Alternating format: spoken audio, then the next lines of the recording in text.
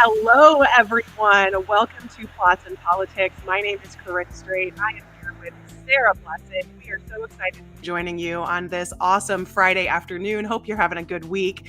We are going to talk today about Hamilton County, Indiana, which has gotten some unusual attention from two really completely unrelated events, but they do have some similarities that kind of sheds a light on some of the belief systems and the systems that are in place in a more conservative state like Indiana. So I'm excited to get into all of it. How are you doing, Sarah? I am doing fantastic. Thanks for doing this. I know nothing about this episode, so I am excited. Okay, so let me start with asking you a question. Go for it. Where are you in the true crime world? I like some stuff, but not as much as you do. I like the funny show. What is it called? There's a funny show where they have a serial killer that makes a podcast with a regular family. Oh, I don't know that one. It's pretty funny. I can't think of the name. I think it's on Peacock maybe, and it's that one amazing actress, Kaylee Cuoco. Cuoco? Cuoco, yeah, I love Okay. her. She's amazing. So She's it's her good. show. She's got 2 seasons of it. So I like the Oh, spin on let's do a podcast, but we accidentally got the serial killer involved, and he's doing the podcast. okay. I probably need to check that out because I do not know. I don't know that show. But Um, yeah, I know you're way more into it than I am. I do know that about us since we're I friends. yes, we are good friends, and that is. I mean, we share a lot of similarities. But my love of true crime definitely is. And I won't say love as if it's a good thing. It's more of an interest and a fascination. And I know I'm not alone. There are a lot of women. This is a predominantly, women dominated space, at least as far as conversations go. And I have been a true crime follower, probably, I mean, since my much younger years, watching things like Dateline or 2020 on So TV. my husband is a true crime person. Oh, He's okay. huge. So if when you meet in person, you guys will have that giantly in common. Oh my God, we could probably talk forever. And I get annoyed. I've seen people that could be a little trolly online Yes. put down women for watching these programs. And I'd like to point out one of the reason we watch them is because we are worried that's going to happen to us. And we're like, what will we do if we meet someone? How would we handle it? It's to prepare us. So Mhm. before you troll us, look at the crime rate and the murder rate for women, and then go back to your little judgmental place and hit delete, delete, delete, delete, delete. That's just, Mhm. side note for that. And there is there's been a lot of really fascinating research on why certain people gravitate towards true crime, why some people are interested in it and some people are not. And I have found some of the research shows that people who are in times of high stress or in high stress environments actually gravitate more towards true crime because it feels like it matches their energy a little more. And it feels as if it's almost an escape because if something as horrible is happening in your life, you can watch something that's horrible.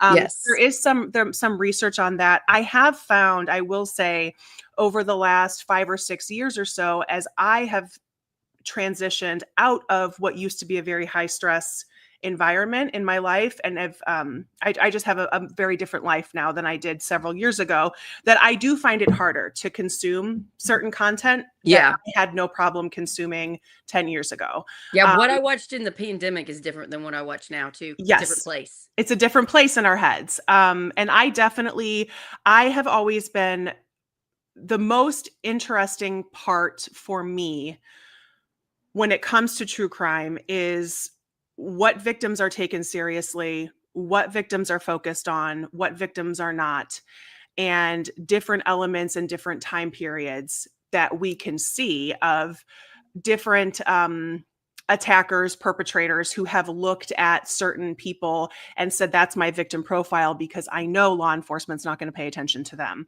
And seeing some of this change over time. Thankfully, some of it has changed and some of it has not, unfortunately. And that has always been really interesting to me because we rely upon law enforcement to handle these things. We need law enforcement to serve justice, but we also know how many times law enforcement can let us down and has let us down. Especially culturally, when we're still far behind, when we're still very judgmental on groups of people, on minorities of some sort. Yep. Yes. And so now there's so much true crime stuff available because for so many years, the people with the positions of power were not investigating people that we culturally didn't care about as Yep. much as other people. So yeah, it makes sense for why there's a boom now, especially with having so much content on the internet and on TV. It Yep. totally makes sense. Yeah. And being an Indiana girl, I have been fascinated with a couple of main cases from Indiana for quite some time. One of them is, have you ever heard of Belle Gunness? No. Ooh, okay. So I'll go ahead and tell you about Belle Gunness because this is an old one, and then we'll get into the main topic. But Belle Gunness was an immigrant, came to the United States, and she bought a farm in LaPorte, Indiana, which is actually only like an hour west of me. So it's kind of north central Indiana. They're in central time zone where the rest of us are Eastern. So they're kind of in the Chicagoland loop. She bought a farm there, and she would place help wanted ads in the paper looking for farmhands. And all of these farmhands would disappear. And so there, yes, and she is quite an interesting character, a very sturdy woman. I'm guessing she's built. I'm built a lot like Belle Gunness was. She's a very sturdy woman. I believe she was Norwegian, and she would bond with other immigrants that were coming over to the U.S. and to Indiana and offer them work. And pretty much she would just rob them. She would rob them blind. Wow. And yes, so there is a dispute on how many people she killed, but she was one of the most prolific serial killers that people really hadn't heard of until this gentleman that I'm not even gonna say gentleman, this piece of shit that we're gonna talk about today. There's, I want to look up the book for you because I bet Chris would love it too. Yeah. It is I read it on vacation last year. I read the entire book in 1 week, and it's one of my favorite authors. Because because when I look for a true crime author, I look for somebody who is not glorifying the perpetrator. I am not. I get it. Yeah, I don't.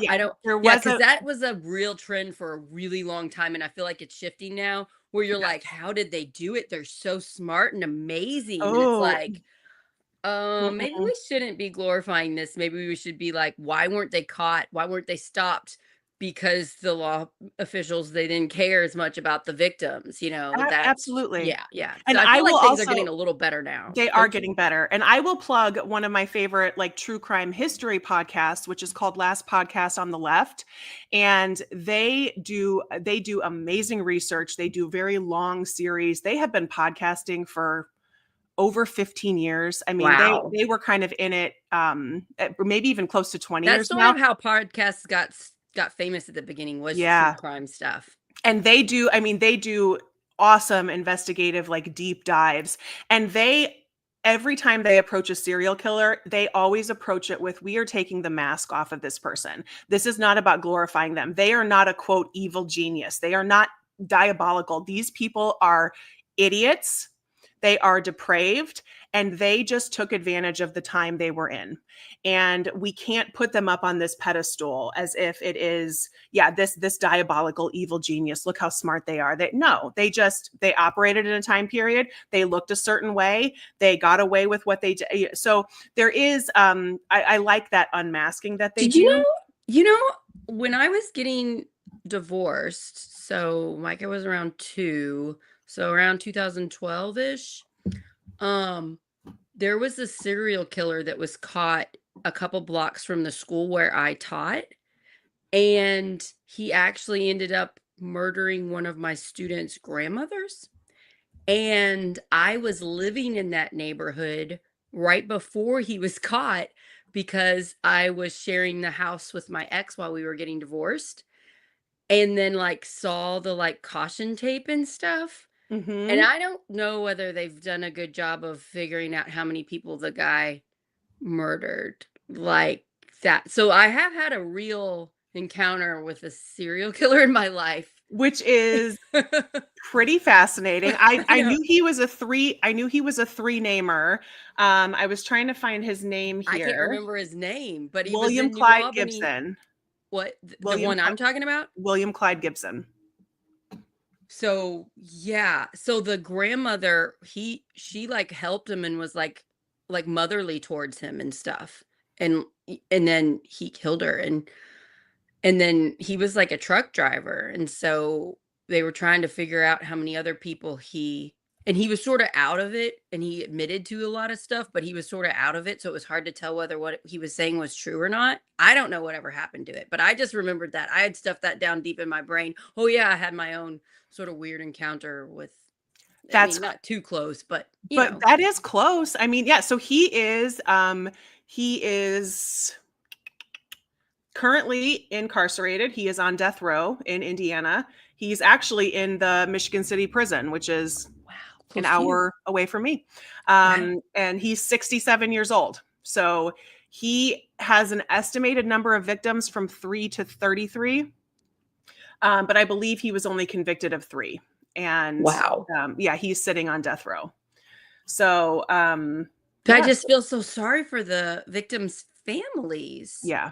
It's that's what when you really start to dive into these stories, the collateral damage is just unbelievable, and it's the ripple effect. It's not just taking one life, it's also it's the whole ecosystem around the victim, it's the whole ecosystem around the perpetrator, because they have family and friends and sometimes children, who the infamous BTK, Dennis Rader, his daughter has grown up and has done a lot of writing and talking about being the daughter of a serial killer, because Dennis Rader was infamously, a Boy Scout leader and a church deacon, and he had really 2 separate Wow. lives.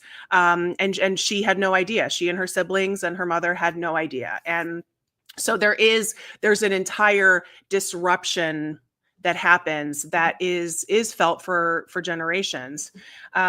So let's get into Yeah, let's the do main it. topic today. So in the 1990s, um, it was 1995, I believe, I think, 1995. A I was man. 14. Oh, you were 14. Okay, I Yeah. was, yeah. What was I?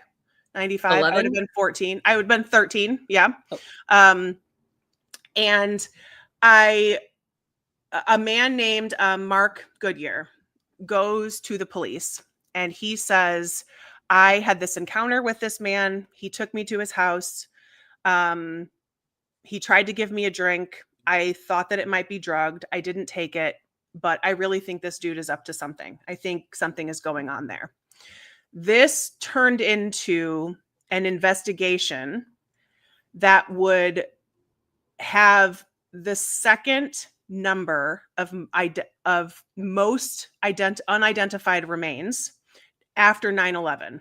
So September 11th, 2001, there are still tens of thousands of unidentified remains of victims.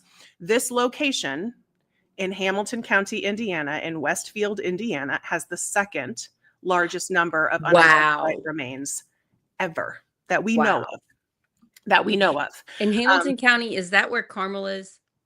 yes, yes. So Hamilton County is it's close to Carmel. Indy. Yes, it's northwest of Okay. Indianapolis, and it is. Yeah, it has Westfield in it, and Westfield is where the property called Fox Hollow Farm is located.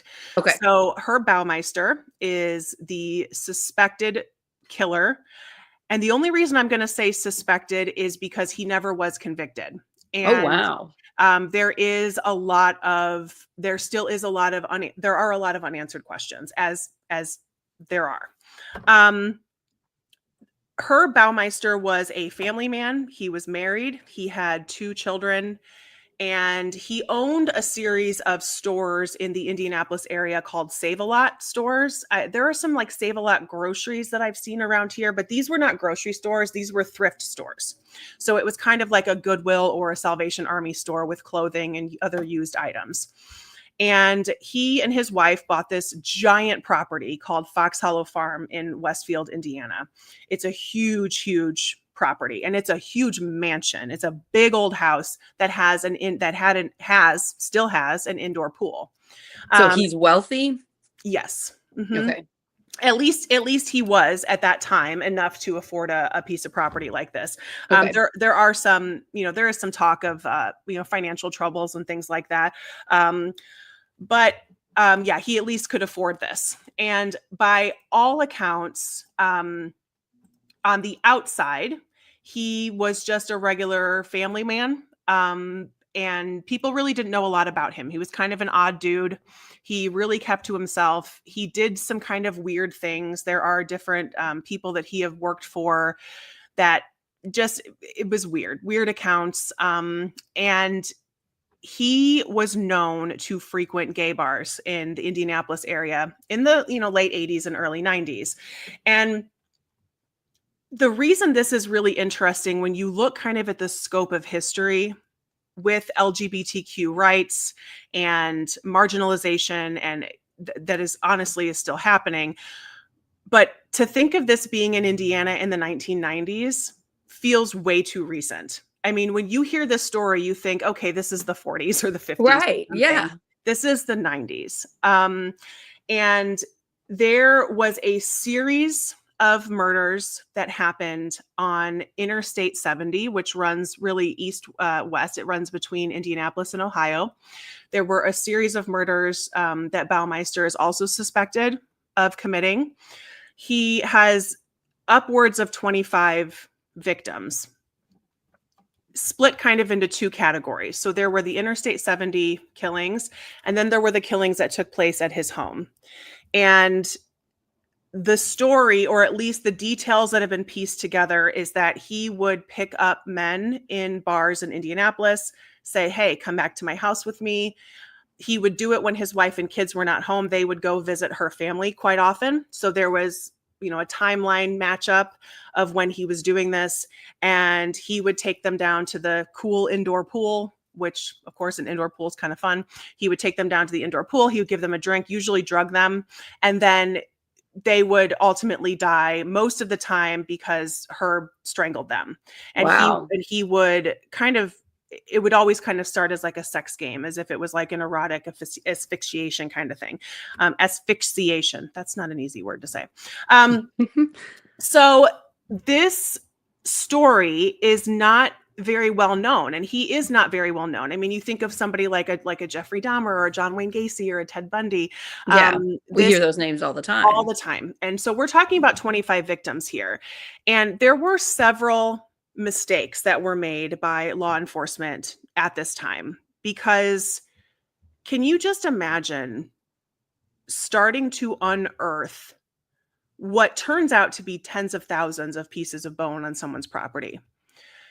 They had found hundreds of pieces of bone on his property after this tip from this guy named Mark. And they didn't immediately arrest him. He took his son to a cabin away from home to like stay for the weekend or whatever. And once all of this information is coming out and all of these pieces are being gathered, his wife panics and is like, oh my God, he has our son away from home. Police go to the cabin, they get the son, and they leave. Why they didn't arrest him? They claim they didn't have enough evidence at the time to get a warrant.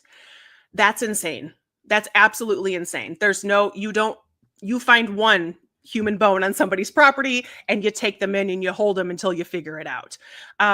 It turned out to be over 10,000 pieces of bone. And this is the opportunity that Herb needed. And Ethan, our friend Ethan, who's a lawyer, has been on making amazing content. Hey, Ethan. And he says not just several mistakes, he says hundreds of mistakes. They're still making mistakes about this case. So that's interesting. They are still making Um, mistakes about this case. Absolutely. I'm so glad you're here, Ethan. Um, and so the mistakes really, I mean, from the jump began. And so these are just the mistakes or oversight or even incompetence that was happening once the investigation started. This was the opportunity that Baumeister needed once they took his son back home. He ultimately fled to Canada oh and wow. died by suicide, took his own life. Was it recent after that? It was immediately after that. Yeah, it was just in a few. I So think he he lived knew for he another was couple. gonna be caught. He Yeah. knew he was gonna be arrested. Yes. And because they didn't arrest him when they had time, we don't know. We could have maybe gotten some information from him. I don't know Yes. whether he even knew these people's names or well, I don't know what he could have, but I mean, he could have given more information to the police and then helped these poor families that are suffering the loss of their loved ones. Oh yeah. I Yeah. mean, I wonder, do you think the fact that he was wealthy made them hesitant to arrest them? Because I just see cases all the time where the people don't have a lot of money and they get arrested for, having a migraine pill in their pocket because they didn't have the prescription bottle on them. Yeah. And they get arrested for that. And then here we have bones in their yard and they're not arresting Yep. the person. Yep. And and Ethan makes a good point. There is the they were in fragments. A lot of these had been in fragments. They had been burned. There were lots of attempts to completely destroy the evidence. But at least from what some of the investigators and the forensic team in the early part of the investigation, it was very obvious these bones were human and the pieces that they were finding. So there should, at least in hindsight, it So looks like there was probable cause. how many years was he committing killings? So they don't know for sure. It could be as long as from like 1978, maybe up. It looks like he started the I-70 string of killings was maybe in the early to mid 80s. And then this next set of the men that ended up on his property is over the span of, I think, like 7 years. So maybe between 88 and 92, 93, 94. And it looks one of his last suspected victims was in the end of 93. Huh. So yeah, so this was over.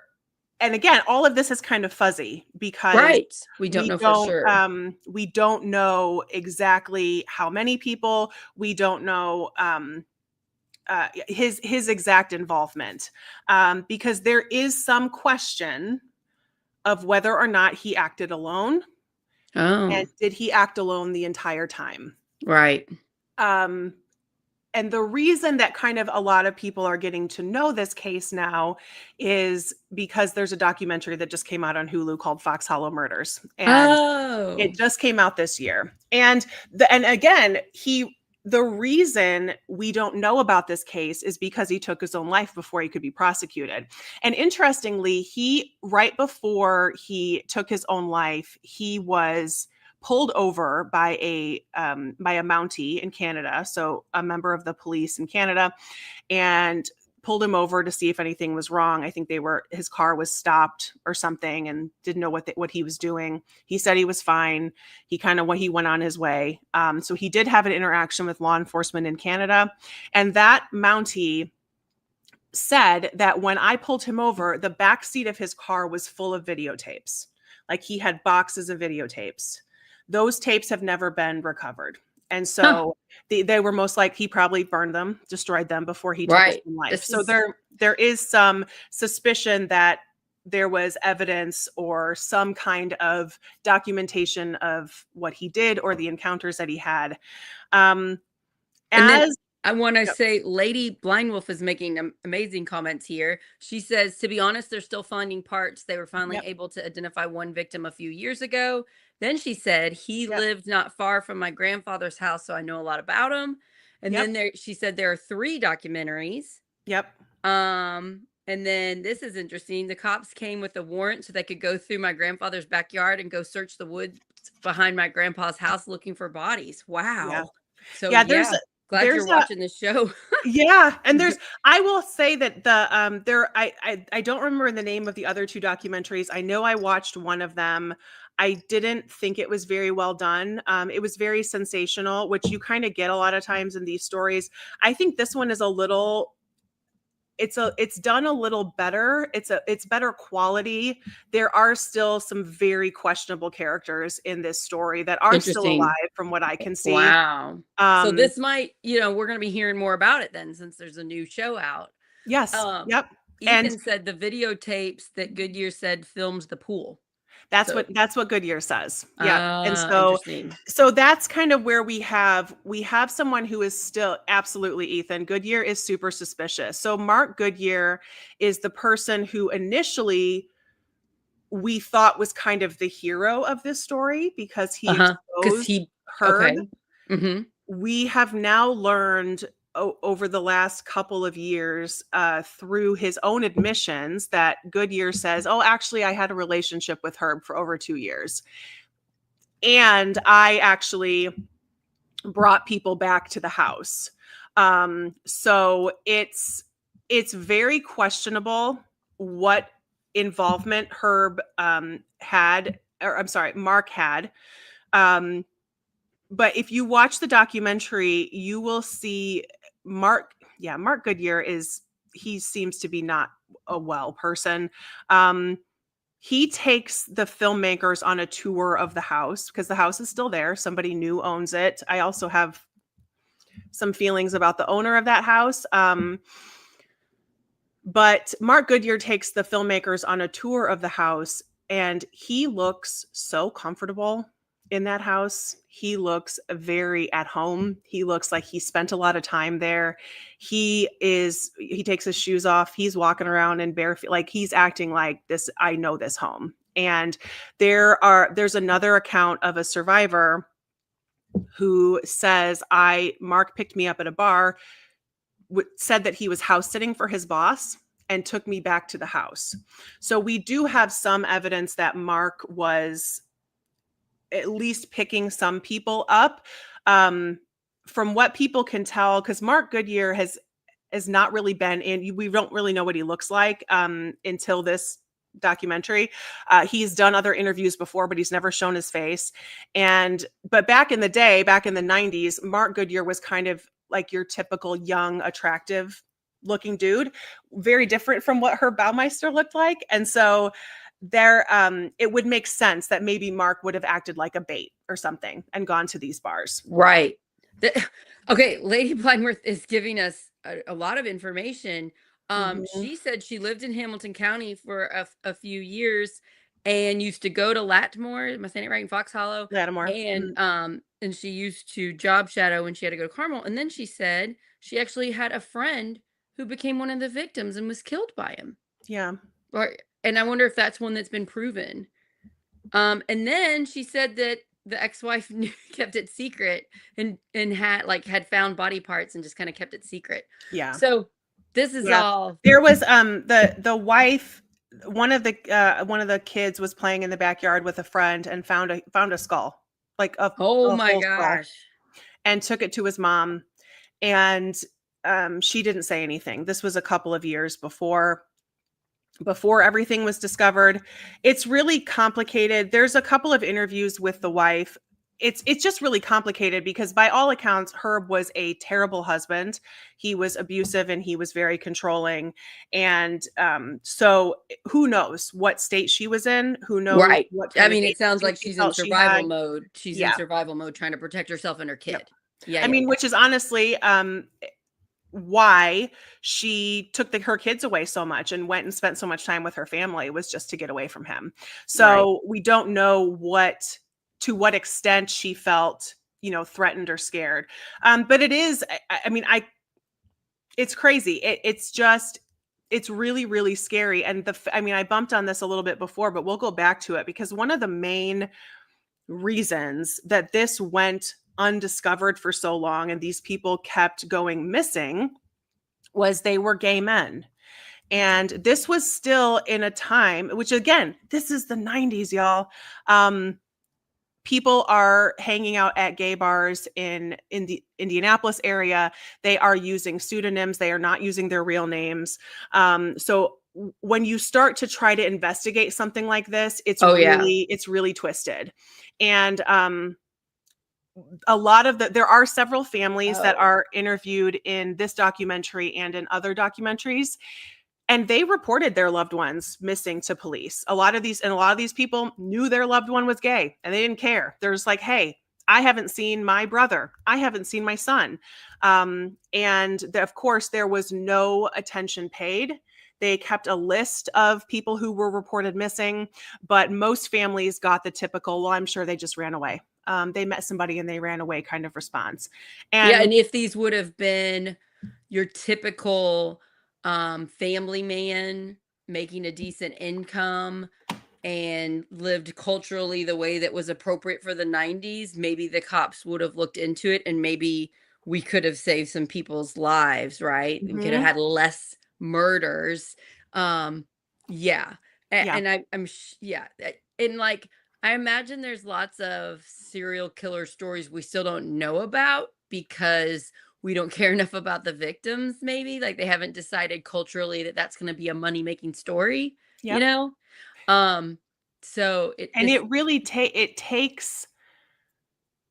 it takes individual heroes sometimes to step up and actually make it important to people. And in the US and in Canada, there is a huge problem, especially of Indigenous women going Oh, missing. yeah. And where they do not get any attention paid to them. And their names, no reporter is even taken.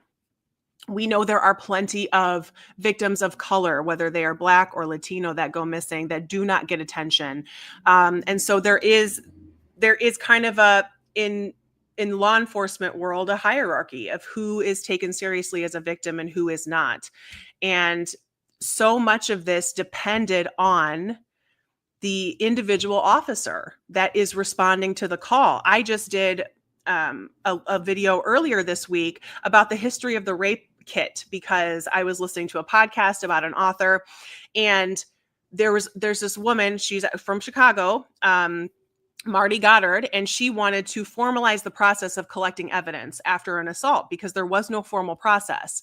And interestingly, the Playboy Foundation is actually gave her the money so she could launch this project, which is because there were no nonprofits willing to help her in the 1970s when she's talking about rape. So, but up until that point, up until a formalized process for collecting evidence was done, it was up to the discretion of the individual responding officer to decide whether or not this victim was credible and whether or not evidence would be collected. So obviously a very subjective system. So if anyone is suspected of being a sex worker, if it's a woman of color, if it's a woman who's been drinking, if it's the officer would say, nope, really kind of probably your fault. So I'm not going to take any evidence. So it took the power away. It took some of that subjectivity away from the officer.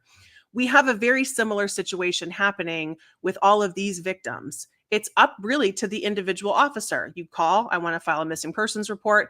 They decide, so they're gay and they're hanging out at bars. Okay, well, that's a high risk lifestyle. So we are probably not going to take this seriously. Yeah. They probably ran away. The judgment, the The judgment. judgment. And this just shows how important it is that we pay attention to local elections, that we are electing a very good sheriff, and that they are hiring high quality police officers. A Mhm. new problem that I didn't realize until I became friends with a police officer, Jason Kerberg, who's running for sheriff in Floyd County. I did not realize how much their reputation has been tarnished because of the Black Lives Matter movement. And it's such a complex, complicated problem because, yes, cops can be bad and do bad things and people can die because of them. That is definitely true. But it doesn't mean all cops are bad. And I remember getting way far to the left during the Black Lives Matter and being thinking all cops were bad. I remember thinking that for a while. I do not think that anymore. And it really helped to meet local cops around my community and realize they're doing their best to protect me. But something I didn't realize, did you know this is a problem? We have trouble in the state of Indiana hiring cops, Oh yeah, finding we have a huge enough. shortage. Because if the culture thinks all cops are bad, why would you want to do that job? Mhm. We have that problem with teaching too, since so many people want to harp on public education with teachers. We're having trouble getting teachers now. So I did not realize that was a problem until recently. We need good people, moral, brave people to step up and be police officers. Well, we need to be not on the right and not on the left. We need to be on the people's side of hiring good quality police officers, hiring really good sheriffs, and then supporting them and kind of calling out the ones when they're not great, which is hard to do because they have a lot of power. Mhm. And Yeah. it's really, I think when we look at law enforcement and when we talk about policing and the history of policing, we have to look at it not necessarily as an individual problem. I think sometimes it's characterized as good apples and bad apples. Like there's a bad apple in the police department, but it's really a system. And so when we talk about systemic issues within law enforcement and within policing, there are plenty of good people who work in the profession and who have dedicated their lives to the profession.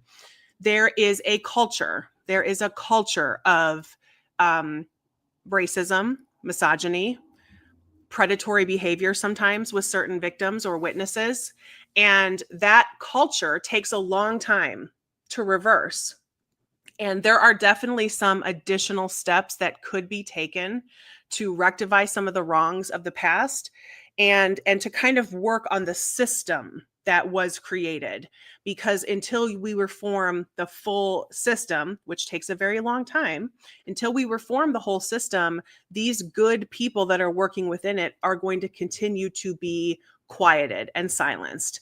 And that's one of the hardest parts, because if you've, as somebody who's worked, I mean, I've been doing some videos on some wrongful convictions that Oh, I saw I'm that. not I an was watching attorney, right before. but Yeah. we worked for the city of Elkhart when these exonerations were coming out. And what I started to learn, which I'm sure, yes, Ethan, I just did one this morning. Um, An episode about the the Wolverines. Wolverines. It's a rogue group of racist cops in Elkhart. That there are a bunch of people who have been wrongfully convicted in the city of Elkhart. What's interesting about that situation to me is that yeah, Elkhart has a problem. I would I would reckon that if we did the same investigation for many cities around the country, we would also find similar problems, because we know there are a lot of people who are in prison who should not be there. And Elkhart, Indiana has had a spotlight shown on it because there's a group of attorneys that are working really, really hard on an innocent project to exonerate these folks. And Yeah. so they're dedicating their resources to this. And every time one of these convictions was overturned, I just thought of like, okay, what about the people in Fort Wayne? What about the people in It's Columbus, only Ohio? the very, very few that get Yep. these amazing lawyers that dedicate their time and take a big risk, Yep. to try to save these innocent people. So thank you to all those lawyers that are doing that work. That's amazing. But there are lots of We need people in so many jail more of them. Oh, there are that so many didn't do people. it, or Yep. there's so many poorer people that did little crimes that are stuck in prison for a long, long time, when people with money do money worse things and Hmm. maybe face no jail time or very little. It's just not equal. That's the main problem I have. um the aspect of the money, Yeah. we're locking up people if they don't have a lot of money. We just want them to go away. We don't want to help them be working members in society and have a job, and we just want to get rid of them. And then if you are not a great person with money, it is much harder for them to get convicted of a similar or much worse crime. Yep. So that's the main thing I have a problem with. And I don't see a lot of legislative changes being made to lessen it. So locally, the best things we can do are we can pay attention to who our judges are. We Mhm. go and we get to vote whether to keep judges in, research who those judges are, find people that know about them, and then pay attention to those sheriff's races Mhm. locally, and then pay attention to what people say about your police officers. I feel pretty fortunate where I'm at down here that the majority of them are doing a good job. Mhm. Um, I have, and people tell me all kinds of stuff around here. So I get all these private messages all the time, and I can say that the counties around me are pretty decent, except we had the Jamie Knoll scandal, Yep. which we could even Yep. do an episode on that sometime if we wanted to, because we've never gone on much about it other than mentioning it for Project Next. But Jamie Knoll was the sheriff of Clark County, and he took at least $5 million of At taxpayer money, least. and he hurt so many people, and people died because of him because he was making money off of bad ambulance services, 911 services. So anyway, it's interesting because I heard so many terrible local stories about Jamie Knoll and the people he hired to be police officers, Mhm. but now I also hear lots of really good stories about the police officers around here too. So, Yep. yeah, it's a complex issue. It is. It is. And I mean, and Ethan here, legendary lawyer in the chat, is a public defender. Everyone deserves a defense attorney. That is our constitutional right, and public defenders do, really do great work. And they are given to people who need an attorney. When you can't afford an attorney, one will be appointed for you. And things that Ethan has talked about before, of different legislative things that could help driving privileges, helping people get driving privileges, because so many people are pulled over for no license, and then they're in the system and it just snowballs.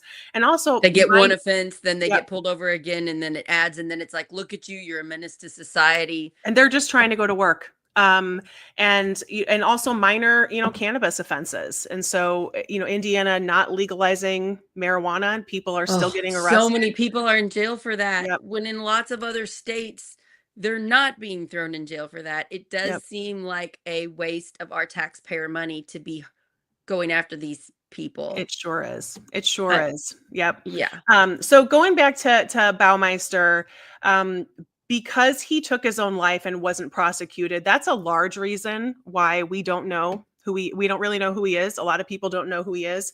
And then the other piece of it is, once he was dead, the officials in Hamilton County pretty much said, okay, case closed. We're done here.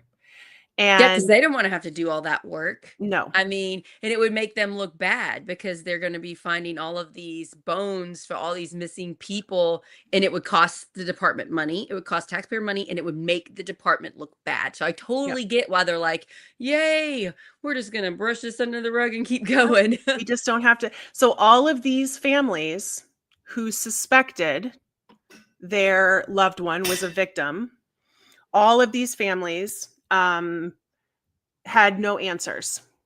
And when they reached out to officials and said, I want to find out if my loved one is on that property, they were told, okay, pay for it yourself.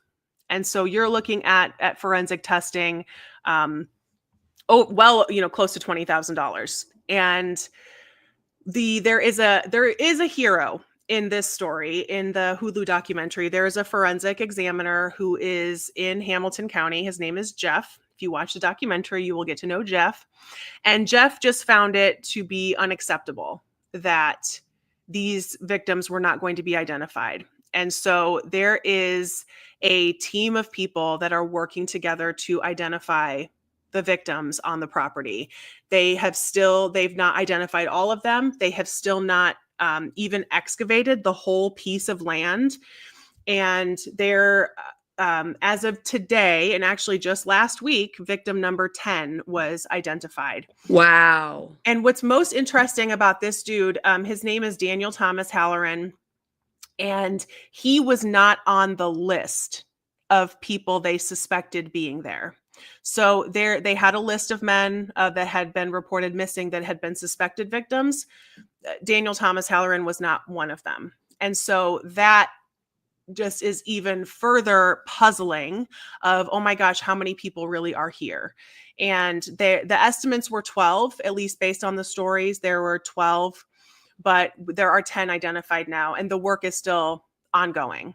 And that is, when you think about a place like Indiana and the kind of reputation that Indiana tends to get on the national stage with being kind of backwards and kind of slow. And I mean, I think the fact that we can't even legalize medical marijuana and it's 2025, I think that speaks to how slow Indiana is. And the fact that the victims were not taken seriously, the reports of them being missing were not taken seriously. They did not want to expend any of the resources to test these remains. And we are 20 years later and discovering somebody that we didn't even know was there, that we didn't Yeah, even so how many suspect or more are think. How there many more are there? And that we there didn't is even still know? more work on the property to be done. And there is still, families have to step forward and give DNA samples because that's how they're finding these folks. That's how they're identifying who they are, is through that familial DNA tie.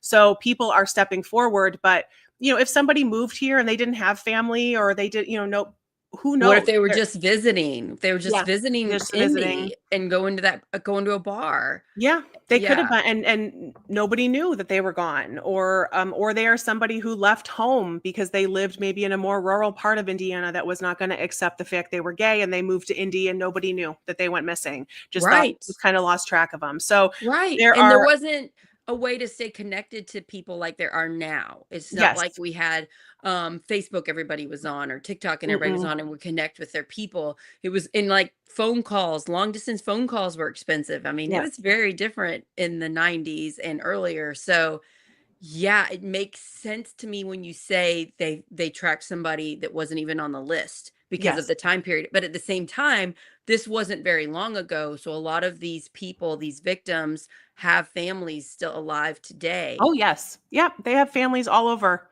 And a lot of them participated in the documentary and talked about,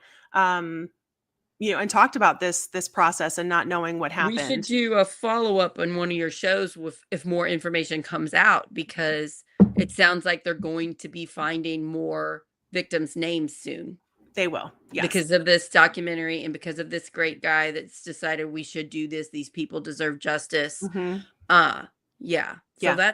that is a nice thing. One thing that makes me feel a little bit better, because we're living in slightly dark times in Indiana in 2025, is just to think back to the 90s. The Mm, majority of people now are much more accepting of people that are gay or just in the pride community. And I'm just really thankful for that. Like, I live close to Corden, and at the end of June, we're going to have a Corden Pride Festival. I'm sure I'll do a live show about it for Project Next. And that's a beautiful thing. And yeah, people come to that every year and say, I can't believe Corden has a pride festival. Now, there were some people that tried to stop it, but of course. they weren't Yep. successful, because there's more people that accept the pride community than people that are fear it. So we got to think of that in these dark times. There are more of us. There's a beautiful pride community in Hamilton County as well. Nice. Carmel Pride. They will put on some great events this June, and to contrast with that, I mean, that is something nice, especially for us being in Indiana, and we hate being kind of the punching bag of everyone else when they want to make jokes about some backwards folk. But just this week in the state of Iowa, they introduced legislation to outlaw same-sex marriage. And Iowa was one of the first states to legalize it. Wow. So here we are, God, 15 years after that was done. We're 10 years or so out of Obergefell, 12 years out of Obergefell at the Supreme Court. And legislation like this is designed to make it up to the Supreme Court to get challenged, to strike down Obergefell. And we already have two Supreme Court justices, Clarence Thomas and Samuel Alito, on the record saying they think Obergefell was wrong and they would Yeah, overturn that it. is a concern we have to watch. Our friend of Project Next, Dan Cannon, was one of the lawyers on that case to the Yep. Supreme Court. And he wrote a book called Pleading Out, which is where I know a lot about this, about who's getting arrested. I got that from Dan Cannon. Um, And I was talking to Tim Peck this week, and a bunch of experts are saying, yes, this is a possibility. Obergefell is the case that allowed gay marriage to be allowed Marriage in all 50 equality, yeah. states, marriage Mhm. equality. Yeah. And they're saying, yes, it could be struck down and go back to the states like they did with Roe v. Wade and Yeah. abortion access. So this is a concern.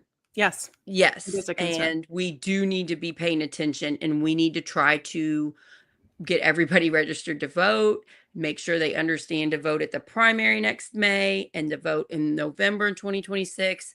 And we need to be electing people that are going to protect our freedoms.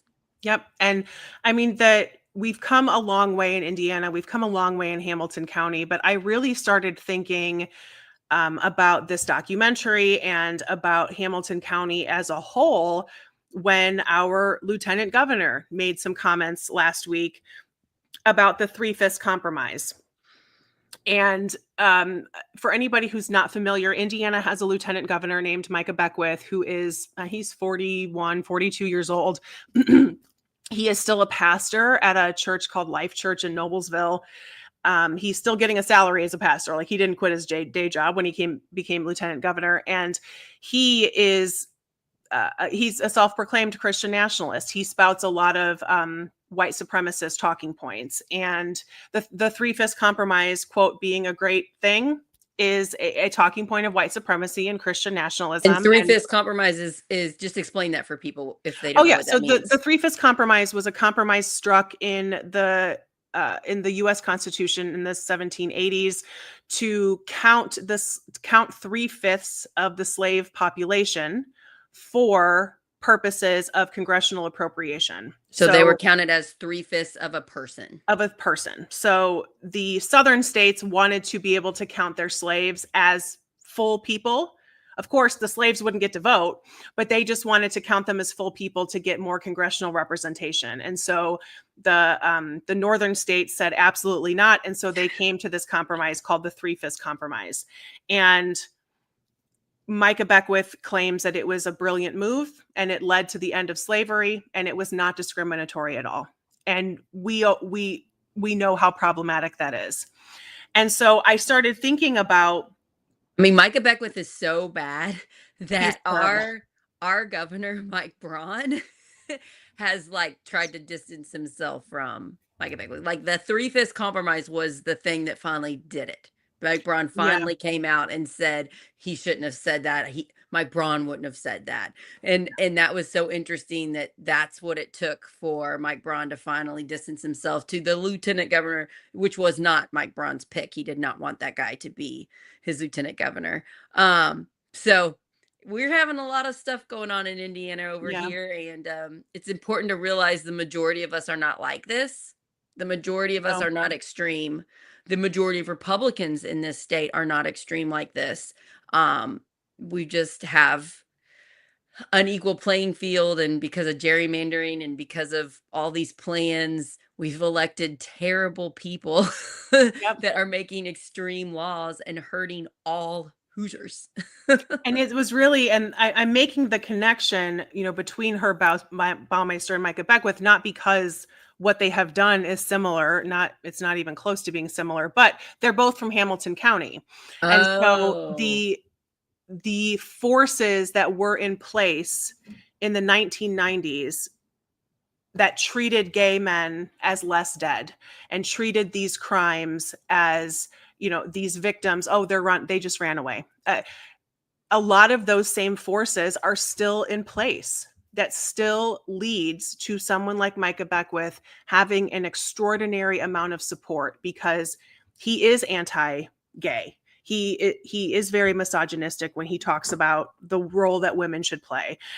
He does have racist tendencies when he spouts these things about So slaves. are you saying there seems to be a pocket of that Christian nationalism, that judgmentalness in this county, even though the county also has a ton of progressive, caring, non-judgmental people? There's also this group, maybe. It was more that if you are someone who is just watching the news And you are hearing Hamilton County as related to Herb Baumeister and Hamilton County as related to Micah Beckwith, and you know nothing else about Indiana, it's probably going to confirm whatever bias you have about the state of Indiana.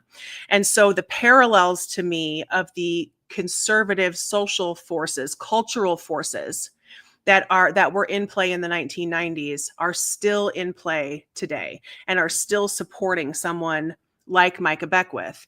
And that kind of white Christian heterosexual ideology that is the right way and everything else is, quote, the wrong way, is very much present. It's very much present, not only in Hamilton County, but in the state as a whole. We can see this kind of behavior in our legislature.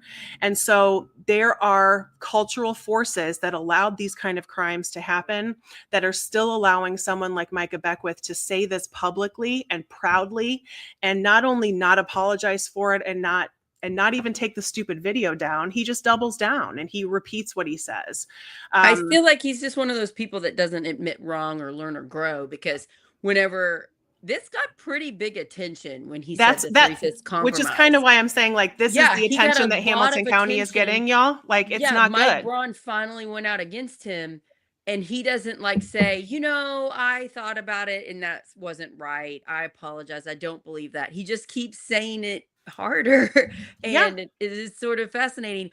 My hope, since there are so many great Republicans in the state of Indiana, my hope is that more of them keep coming out and saying, Micah Beckwith is too extreme. He also does not support the separation of church and state. He really wants his version of Christian nationalism to be the main religion in Indiana, when we're not supposed to sponsor any religion. We're supposed to let people be whatever they want or not have a religion if they want.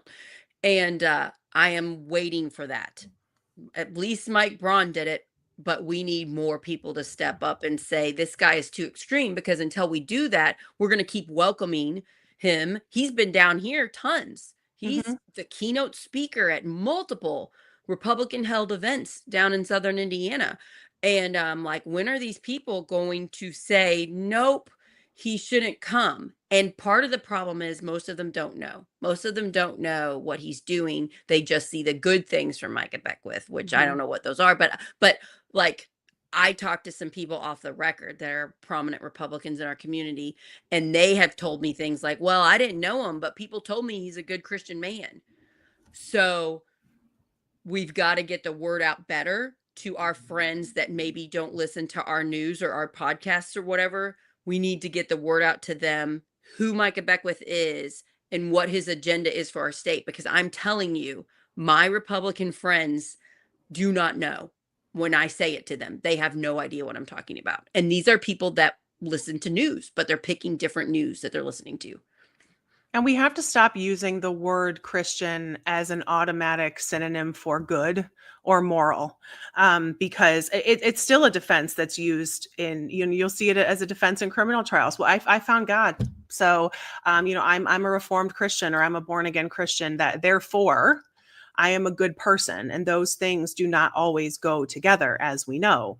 So this kind of getting a pass for someone like Micah Beckwith, who can say these awful things, um, giving him a pass because he's a Christian, because he's a pastor. We can't do that. And we also need to hold our lawmakers accountable, because what you'll see with someone like Governor Mike Braun is Mike Braun is not as outspoken as Micah Beckwith. Micah Beckwith kind of flies off the handle. He's much more present on social media. Mike Braun is kind of your typical old school politician in a way, where he's much quieter,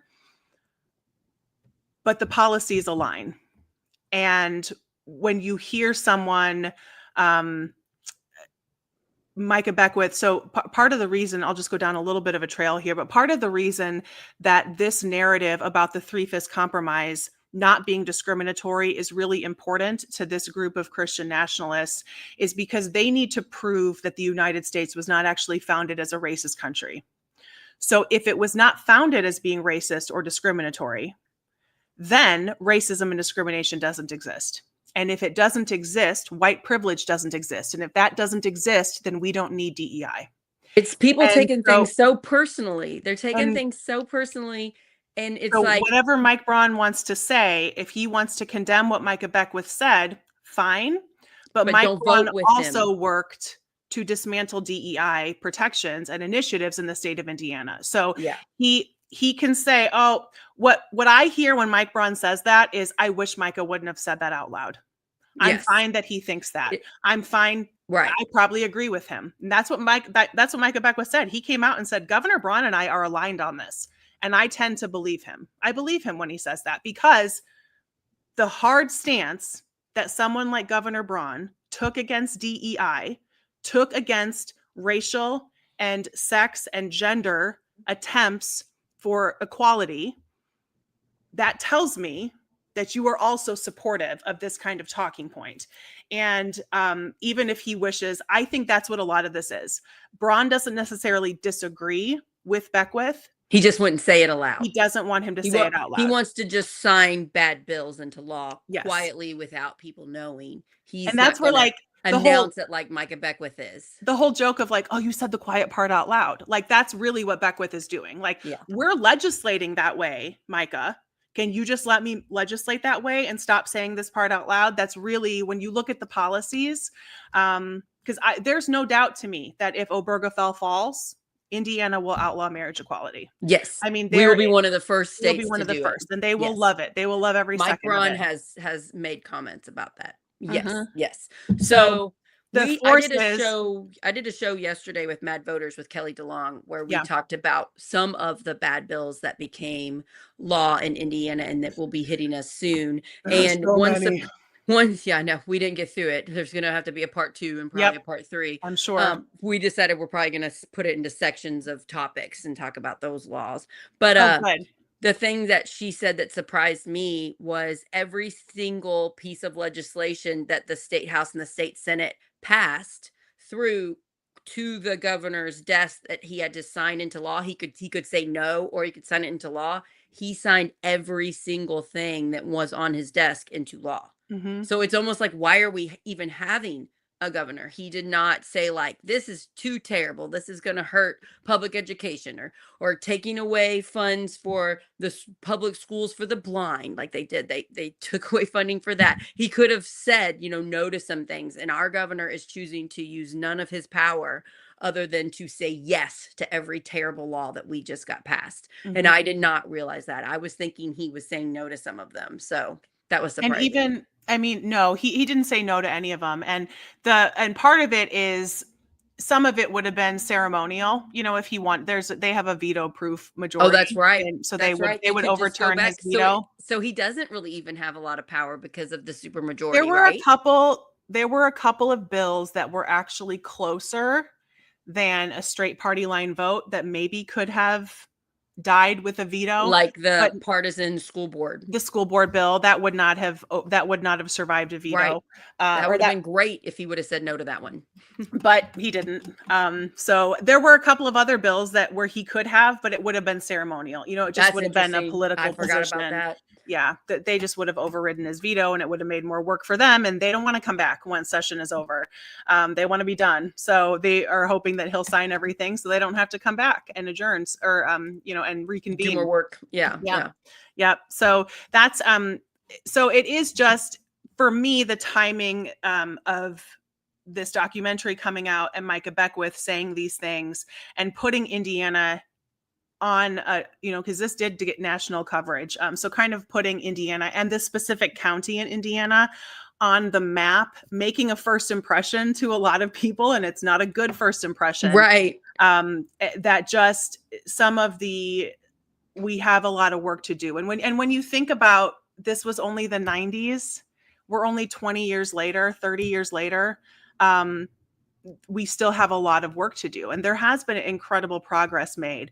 But we need a lot more, and we need a lot more in our local government, local and Yes. state government. Yeah. Yep. And if you are depressed about Hamilton County, one of our favorite Project Next people lives there, Josh Lowry. Yeah, he's Josh wonderful, Lowry and he's the is new the head of chair the, yeah. of the Democratic Party, and he was on Project Next just a couple weeks ago. So There's a lot of amazing people in Hamilton A lot of County. amazing people in here, including Jeff, the forensic examiner, and Way to his go, Jeff. team Thank who was you for working tirelessly to identify all of these victims and hopefully give the families some peace and some closure.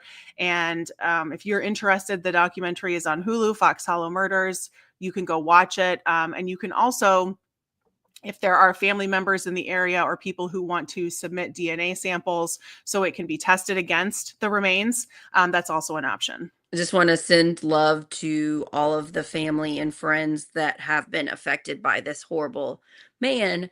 I'm so sorry. And I hope that us talking about this, I hope we didn't do anything that hurt your feelings or anything because it's such a sensitive topic. And Mhm. yeah, I'm just so sorry that this And happened. I And I, mean, there are so many people and families that are still around. That's what we talk, that you throw a rock into the pond and it's just, it ripples, and ripples. And this is generational trauma for sure. yeah, And yeah. to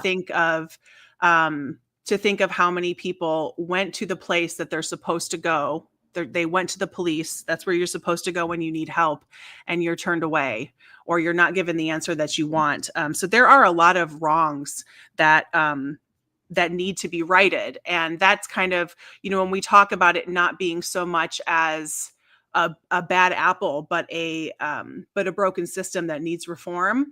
That's one of the areas where we can talk about it, because when we look at the cases in Elkhart, Indiana, there's been one person terminated. They ended up resigning before they were actually fired, but there's no personal accountability. None of the mistakes or oversights of any of these law enforcement officers in Hamilton County none of those have been investigated. None of those folks have ever been held accountable. So And it takes more work. I feel yes, like a it lot of takes a times it's long not that time. necessarily that these people are bad that are in positions of power, but they're busy and it costs money and budgets are getting cut. I get why they don't want to go back. And then it's also very painful to look back at people and say, you should have done this. It's really hard. I just don't see it done enough in our culture. Yes, we need to take accountability when racism, when homophobia, whatever is the reason justice wasn't served. Mm-hmm. It's such a tricky thing because it's not right and wrong, it's gray area, I Mm-hmm. guess. And so I see the complex problem, and I think you talking about it today and informing me and our viewers helps bridge the gap to this is messy, this is hard, and it needs to be done. And we need to focus on the heroes, the people who step up and want to right the wrongs. And we can also look at what kind of safeguards are in place, what kind of checks and balances are in place. Is there a formal process? I mean, I think we have stopped kind of assuming that everybody runs away, because not as many people run away as you think run away. And so this stopping to say, oh, well, they're just a teenager, they were upset and they ran away. It's like, no, nope, they did not. And that kind of formalization of that kind of process, anything that can remove subjectivity from individual officers. Of course, they need discretion, they need to be able to make decisions in real time, but certain areas where we need reform, where we need things to be done differently, it has to be a across the board process that we are going to treat all of these people the same, and then go from there with an investigation. But you have to kind of start at the same baseline, so you're not treating victims as more important than the other. Right, right. Yeah. Yeah, thank you for doing this. I know that Jason Kerberg said on our show that we did last Wednesday, if you want to watch that and hear what it's like to be a cop in Southern Indiana, he said he wants more trainings. He said Mhm. police officers need more trainings. They need trainings to make sure they're not turning away cases. They need trainings on how to handle when they come in with he said a lot of things they have to deal with are like relationship fights, you know, Mhm. the fights and they're going in their home and they're fighting and they could be violent. It's very scary. He said they need a lot of training for how to handle that to keep everybody safe. And I just think this should be part of it. They need training to make sure that they're not using their negative cultural views to say no to someone who needs protection.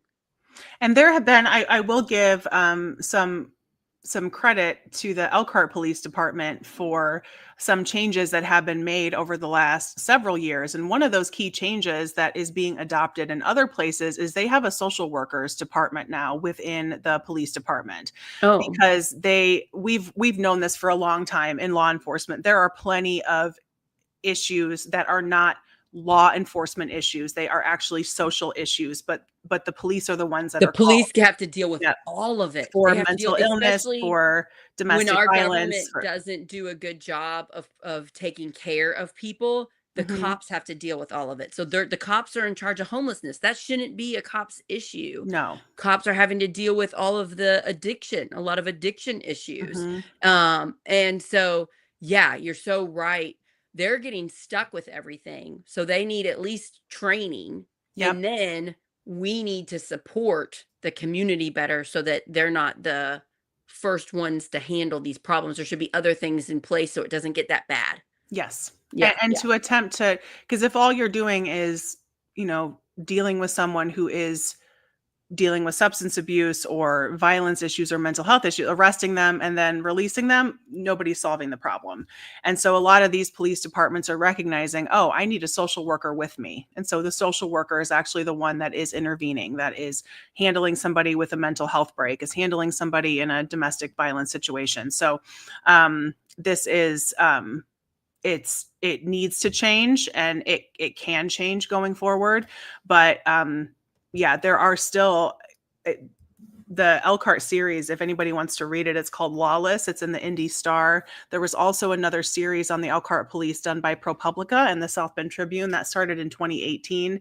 There is just decades of hurt, and to undo that hurt, especially when you see the prosecutor who was involved in a lot of these cases is still the prosecutor in Elkhart Mm. County. You've not all of the police officers who were involved in these cases are no longer there, but they never faced any consequence, so you watch these people just kind of right off into the sunset, and we all know what kind of retirement packages they get good ones, and to see them not face any justice while these families suffer is just it just puts more salt in the wound, and these wounds can't heal. And We that's definitely need to talk more about this because it's such a complex issue. Now that I am like friends with a cop and I ask him questions, I see more of the people at the top Mhm. could be doing things a lot better. The people on the street, I feel like especially locally, the cops on the street here are trying the best they can, but if they had better systems in place for more support. Yes. Yeah, yeah. Yeah, So we could definitely do a whole nother episode on the we'll Elkhart have situation Jason if on we the show want. again Yep. too, because I asked him really hard questions and he was completely fine with answering them the way he felt. And it made me Yep. feel a lot better about our community just on the way he is. Which is But what we need. We need people right. who are willing to be honest. Yeah. I would really like the current sheriff of Floyd County, Steve Bush. I would really like him to come on the show because he's going to be in a primary with Jason. Yeah. So he has an invitation to come on the show if he wants to take it or not. Um, but we do need to talk about it more often. Yeah. Yeah. Yeah. So we can get off here. We went a little long, but I want to say there is going to be an exciting new show on Monday. Well, not new, but we're going to have Tim Peck is going to be on his show that he does with his uncle, who is a Catholic priest. It's called a priest and a doctor walk into a podcast. A doctor and a priest walk into a podcast. Yeah. Yes. That show's going to be Monday around lunchtime. And they're going to talk about the new Pope because that Mhm. just happened yesterday. An American So, Pope. a Midwest, or is that where it is? A Chicago? It's a Chicago Pope.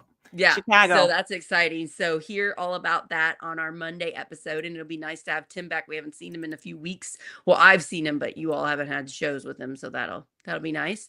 And then new stuff's coming up. I'm meeting a lot of people within the community, and then I'll have them on the shows more often. So I'm doing a lot of that. But exciting stuff. And then Wendy Tant-Chesser is going to be on the show on the 22nd. She is a state house elected official. So we will have one on our show. You've had one. You've had a state official on the show, right? Yes. Yeah, I had Representative Bauer on, Maureen Bauer. Mhm. So this will be our second one. Yeah, so that's cool. So you guys have a fantastic week. Corinne, thanks for being badass. Thank And you. I bet you could tell me just so much stuff about your Your serial killer knowledge. Oh, I could go on forever. Yeah, Yeah. we didn't even scratch the surface of Herb Baumeister. No. Yeah, so that's interesting. And then let us know what you thought about the episode and if you have seen the Hulu show. What's it called? Fox what? Fox Hollow Murders. Fox Hollow Murders. You can Mhm. watch that out now. So, Yep. yeah, thanks everybody. Please share, please subscribe to YouTube. One of my friends invited all of her Facebook friends yesterday, and we picked up about 60 or 70 new followers.